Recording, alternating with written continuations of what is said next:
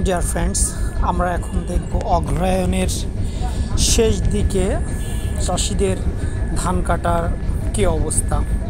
আপনারা দেখতেই পারছেন অগ্রহায়ণের শেষে ধান প্রায় মানুষের কাটা হয়ে গিয়েছে বা চাষিদের অনেকেই বাড়িতে উঠাই ফেলছে।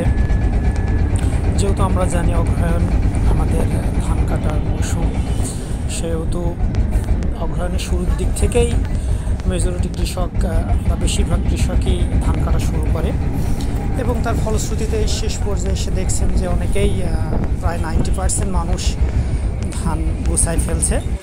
কিছু কিছু আছে যেগুলা করা জাউলি দেওয়া বা একটু নিচু জমিগুলোতে আছে, এবং সাথে সাথে সাথী ফসল হিসাবে অনেক কৃষক এবার সরিষার বীজ বুনছে। আপনারা দেখতে পাচ্ছেন যে গাড়ি থেকে বোঝা যাচ্ছে যে সরিষা ক্ষেত খুব সুন্দর, যদিও এগুলো একটু বেশ উঁচু জমিতে তৈরি করছে কৃষকরা। যদিও কৃষি অফিস কর্তৃক জানিয়েছে যে ধান কাটার 20 থেকে 25 দিন আগে সরিষা বুনলে ভালো হয়, তবুও মানুষ বা কৃষকরা যার যেমন ইচ্ছে মতো বীজ বপন করে থাকেন এবং উঁচু জমির সাথে সাথে সেচ দেওয়ার ব্যবস্থা একটা থাকলে খুব ভালো হয়, অথবা যদি বৃষ্টি প্রদান করেন সেটাও খুব ভালো হয়। তো সব মিলিয়ে দেখতে পাচ্ছেন যে খুবই সুন্দর সরিষা হয়ে উঠেছে এবং কৃষক আশা করা যায় যে লাভবান হবে। সাথী ফসল হিসেবে আমি দেখছি ইন্ডিয়াতে ওরা এই বিষয়টা খুবই পারফেক্টলি করে থাকে।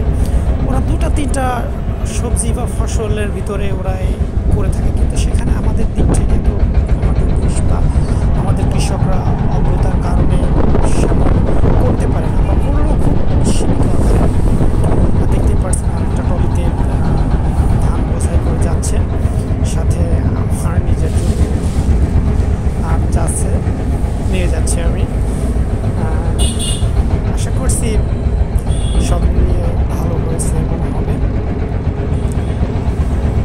পরিবেশটা শান্ত, যদিও এখন শীতের আমেজ রয়েছে, রৌদ্রোজ্জ্বল দিন, সব মিলিয়ে খুবই সুন্দর। এবং আপনারা দেখতেই পাচ্ছেন যে একটা ট্রলি রাস্তায় উঠে পড়েছেন, আমরাও খেয়ে আসি, ড্রাইভার ফোনে কথা বলতেছেন। সব মিলিয়ে সুন্দর কৃষকদের অবস্থা দেখছেন, মাঠের দৃশ্য খুবই সুন্দর।